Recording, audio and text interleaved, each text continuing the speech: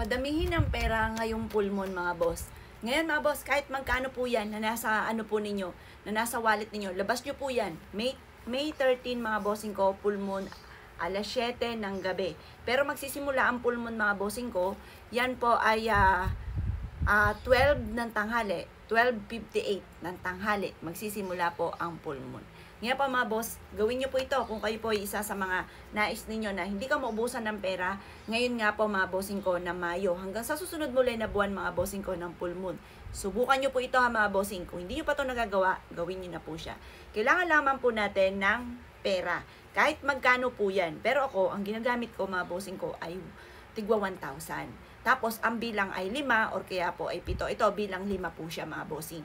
Yan po kasi, yung 1,000, siya po yung pinakamataas na antas ng pera. Pero, masasabi ko lamang, kahit magkano, basta yung hindi nyo po siya gagastusin mga bossing ko ng good for 1 month ngayong Mayo. Kumbaga, gagamitin natin siya ang pang-attract lang ng pera. Pang-attract lang ng swerte mga bossing ko ha. Pero kung ikaw ay alanganin na parang hindi mo siya mapapanindigan, na hindi mo siya magagastos kung 1,000 pesos, kahit magkano ha, inulit ko po kahit magkano, ang laman ng wallet po ninyo, okay na po yan. Ngayon, kailangan lang natin ng pang-attract ng pera. Magkakaroon ako ng maraming pera. Ito ay matitriple or higit pa ang darating sa akin. Ganon mga bossing ko ang pagsasalita ng mga magaganda. Yung bang ganon ang pagsasalita ng mga walang gamit na sana. Magkakaroon ako ng maraming pera. Kasi kapag may sana, 50-50 ka pa dyan. Maaaring magkatotoo, maaaring hindi. Ngayon pa mga bossing, ito ang kailangan po natin. Pera. Para tayo hindi maubusan ng pera. Kailangan din natin ng kristal mga bossing ko na Libyan or citrine kung tawagin. Kung hindi ganyan, ito po yung ganito. Kasi ako, mahilig ako sa mga natural stone mga bossing. Ito yung Libyan naman na maliliit.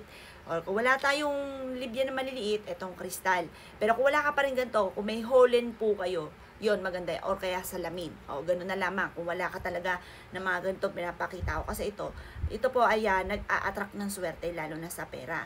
Tapos, tatambalan din natin siya ng golden na bawang. Meron kaming ganito mga bossing ko ha, sarili naming gawa. Ayan, AP7 online shop. Yan yung sa TikTok namin mga bossing. Ngayon ba mga bossing ko, bawang. Pero kung walang kulay naman yung bawang nyo, pwede pa rin po yan. Basta kung ano yung meron kayo. Basta hindi kayo mape-pressure, hindi kayo parang maiinis na ano ba yan, lahat ako walang ganon. Kasi kung ano na lang meron po kayo dyan na bawang, yun po. Kung wala kang golden, di kung ano na lang po yung bawang nyo dyan sa kusina, yun lamang. Ngayon mga bossing ko, ilagay nyo po ito sa may tapat ng liwanag ng sinag ng buwan. Pagsamasamahin nyo po siya. Bawa yan. Yan. Lagay sa isang plato. Tapos, ipatong nyo siyang ganyan. Tapos, ipatong nyo siyang ganyan. Sa liwanag ng sinag ng buwan. Tapos, mag-wish ka. Simula na ito ng tagumpay ko, hindi na ako maubusan ng pera. Maraming pera ang darating sa akin. Ganon ang pag-wish na walang gamit na sana, direct to the point. Simula na ito nang magkakaroon ako ng maraming pera. Hindi na ako uutang, magkakaroon ako ng maraming pera. Magkakaroon ako ng malaking benta araw-araw. Ganon ang pag-wish na walang gamit na sana, direct to the point mga bossing. Pagtapos ka na mag-wish, ibilad nyo lang man po siya. Bantayan nyo at baka mawala ang pera po ninyo. Bilad nyo lang siya kahit mga 5 minutes. Pero kung hindi naman mawawala ang pera po ninyo, kagaya po dito sa amin, nasa taas ako, nakikita ko na iliwanag ng sinag ng araw at ng buwan mga boss, ayun, okay lamang po siya, i-overnight ko siya, tapos kukunin ko siya ng alas 8 ng umaga. Pero kung mawawala po yan, bantayan niya, 5 minutes pwede na po yan. Tapos, ilagay nyo to sa wallet niyo at wag na wag nyong gagastusin.